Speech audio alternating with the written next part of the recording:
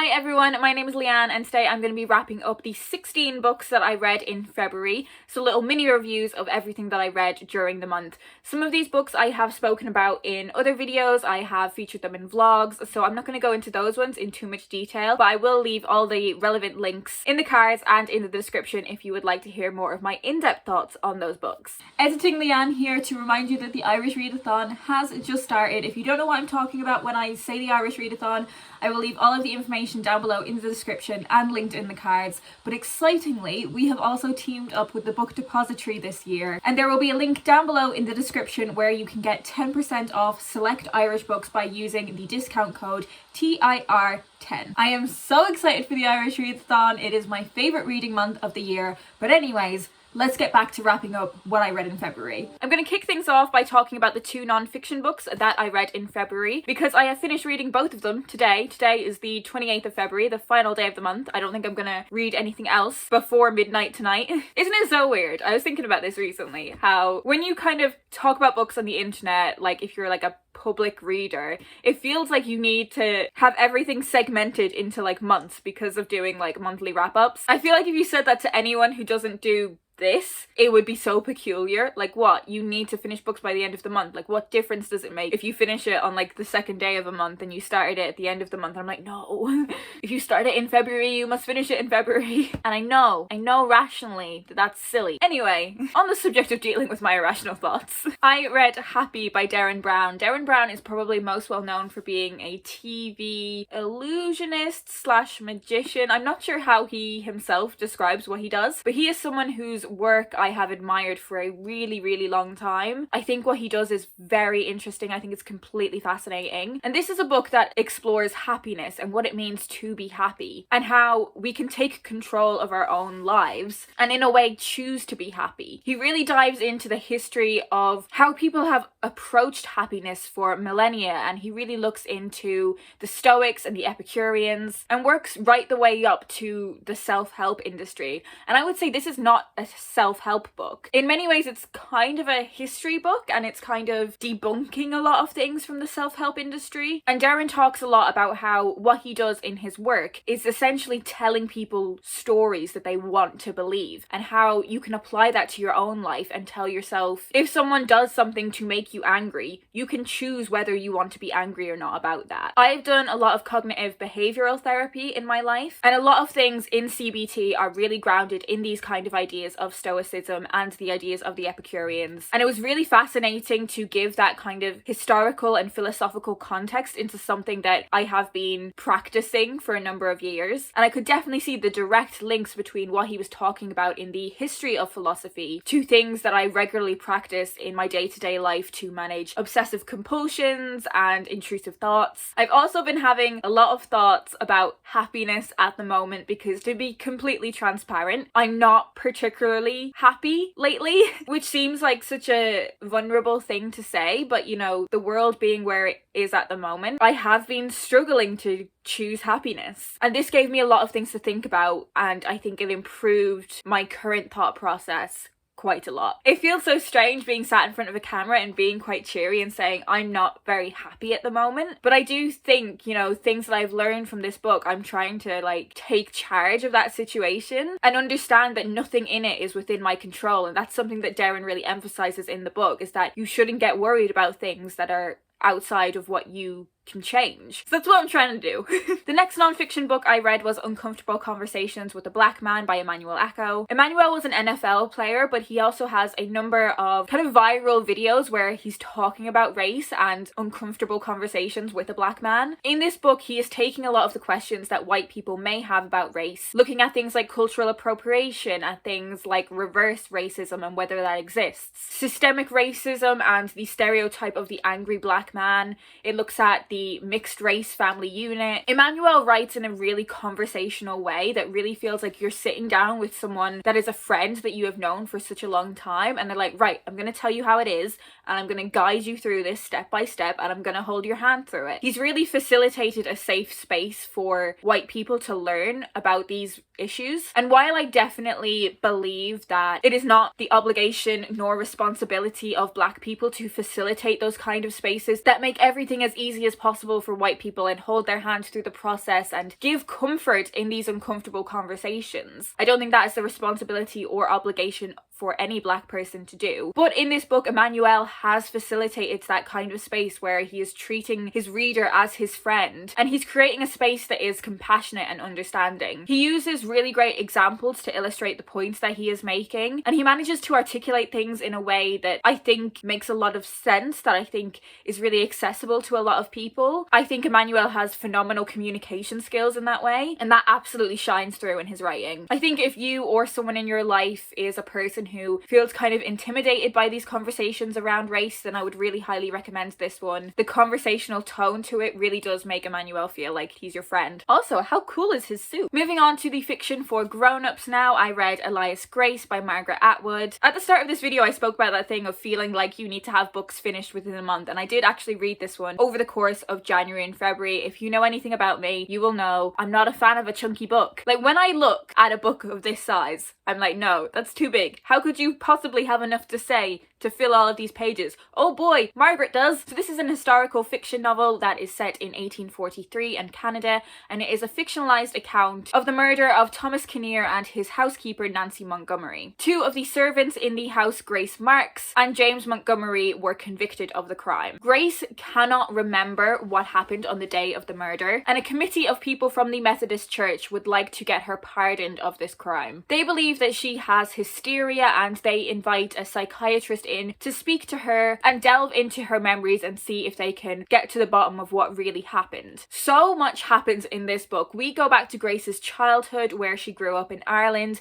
and we look at the very difficult family relationship she had there. We follow Grace moving away from her family home and the various things that she witnessed, and a lot of those things being quite traumatic. The way this book is told I found quite tricky, because it's not always clear what Grace is saying out loud and what she is thinking, and I think that's a device used to kind of mirror the psychiatrist and how he might feel about interviewing Grace, and he's not quite sure what is authentic and what is a fabrication from her. So much happens. Like, so much happens. It's a story of sexuality and cruelty and unresolved trauma, and it's a story of the unfairness of being a woman through history and who gets to tell women's stories. It's a novel that ultimately I don't think has a very satisfying end, and I think that's kind of the point. I did think this novel was utterly fantastic, although keeping up with what was happening was something that I definitely did personally struggle with. I would still really highly recommend it, and if you've read some of Margaret Atwood's novels that are on the side of the dystopian, I think it would be really interesting for you to read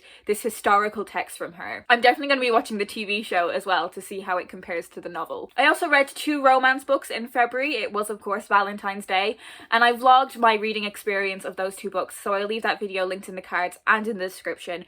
But very briefly, I read The Proposal by Jasmine Guillory. This follows a writer named Nicole and what happens after her actor boyfriend, who she hasn't been with for very long, decides to do a very public proposal, and she does not want to marry him, and it is about the blossoming romance that happens between her and a guy that helps her out of that difficult situation. It is the story of 2 people that think that they can keep it casual and chill and no strings attached, but they definitely can't. I thought it was a lot of fun. I really enjoyed it, and I would be really excited to read more books from this author. I also read Cowgirl by Kirsty Eyre. This is an FF romance that is set in the UK. It is predominantly set in quite a rural farming community, as our protagonist is part of a family of dairy farmers, but she is someone who has moved away, lives in the city and works as a scientist, but we follow her going back to her family home. As a romance book, this didn't give me the kind of excited will they won't they feelings that I was kind of hoping for from a romance read. For me, I felt like the romances kind of came from nowhere and were quite rushed, and for me the second half of the novel was a lot stronger than the first half. In saying that, if you are someone who likes reading about these kind of small town, slightly rural communities, and you would love to read a book like that with a female queer romance, this book would be completely what you're looking for. Sticking with the romance but veering into the YA books, I read P.S. I Still Love You by Jenny Han. I am so behind on this series. I read the first book in this series a couple of years ago, and I watched the film like immediately, and then I planned on reading this second book in the series before the second film came out a year ago, and I never did, and now the third film's out. It's kind of difficult to talk about this second book without spoiling the first book, but in the first book we follow the fake dating romance between Lara Jean Covey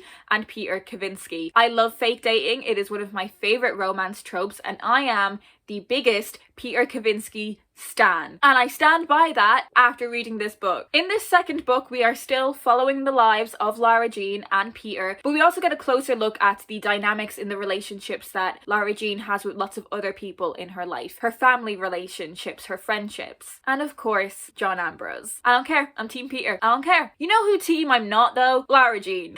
I found Lara Jean really annoying in this book. Am I meant to think that? Like, everything that Peter says about her wanting to have her cake and eat it, I agree with. Am I meant to think that? I don't know. Am I a bad person? Am I a bad feminist for not being on Lara Jean's side? Because I don't think I am. Like, the whole question that Lara Jean has throughout the course of this book is, can you be in love with two boys at the same time? And the answer is no. I mean, unless you're into polyamory, in which case that's a different discussion that we need to have, but I don't think Lara Jean is into polyamory. I haven't watched the second film yet, and I've heard that the second film is the worst of the three, so maybe I just need to rush on and read the final book. If you've read this series, let me know. Which was your favourite book in the series? In February, we also had Wilsonthon, and I'm not going to talk about the Jacqueline Wilson books that I read in too much depth, because I did do a full reading vlog where I spoke to you about my thoughts on these books as I read them. But I read My Sister Jodie by Jacqueline Wilson, and oh my god, I did not realise how much foreshadowing was in this book. I read Love Lessons, which was a roller coaster. I read The Illustrated Mom, which cements this book as being one of my favourite Jacqueline Wilson books ever. And those three books were rereads, and I also read Lily Alone, and it was the first time I read this book, and I still got so much out of it reading it as a grown-up for the first time. I'm never one to normally reread books, so this was something that I really enjoyed doing in the month, and it was really fun being able to discuss my thoughts with everyone else who was participating. And if you took part in Wilsonthon, thank you so much for joining us. It was such a fun week. Very quickly, on a couple of picture books that I read in February, I read The Invisible by Tom Percival. This is about a young girl named Isabel and her feelings of being invisible when her family moved to a new part of the city. And it's not just Isabel that feels invisible here. There are so many people who aren't noticed or forgotten about. And this book is really about communities coming together in times of difficulty and bringing joy and brightness and colour into each other's lives. Tom Percival does an incredible job of conveying really difficult emotions in a way that young children can understand. I also love his artwork style. I think it's absolutely beautiful. I also read The Duck Who Didn't Like Water by Steve Small. I completely adore Steve's books. This is a really tender story about a duck who doesn't like water and the friendship that he strikes up with a frog. It is about finding friendship in unlikely places, and it is about facing your fears. It's beautiful, it's tenderly told, and again, I just completely adore Steve Small's art style. I think it's gorgeous. And finally, I read 3 books in the Track series. So I read Ghost, Sunny and Lou. I read the second book in this series, Patina, last year, and I really enjoyed it.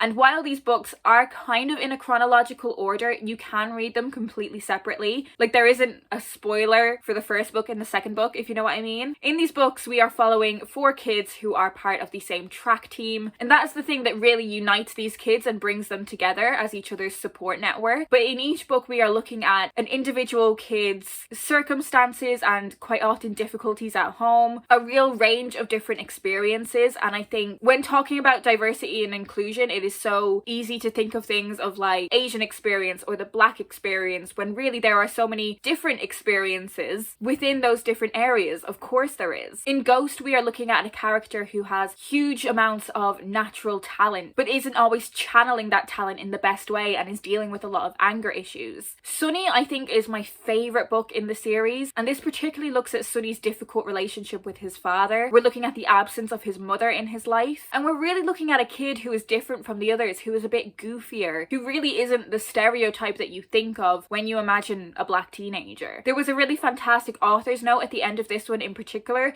talking about that experience of being the goofy Black kid. And finally, we have Lou's story, and his story is really looking at what it means for him to be an albino kid in this community and his understanding of his own identity. I highly recommend this series and this author. If you are someone that enjoys hearing about different kids' experiences and upbringings, if you are someone that loves books that have to do with sport, I think this is such an incredible series, and I listened to these 3 on audiobook, and I would be really keen to get physical copies to go with my copy of Patina as well. So there we have it. They are all of the books that I read in February and little mini reviews of them. If you've read any of these books, do leave me a comment down below and let me know what you thought of them. If you don't have anything particular to say about anything that I have mentioned, just leave me a little emoji in the comments so that I know you're here. As of me filming this wrap up, my TBR now stands at this number, which isn't great, but we're getting there. A lot of the books that I read in February weren't books that actually came off my physical TBR. I listened to a few audiobooks, I had some rereads in there, but we're getting there. We are getting there. I'm still determined to stick to my goal of having a physical TBR of fewer than 100 books by the end of the first quarter. I'm still determined. I hope you guys are doing well, and I will speak to you in my next video.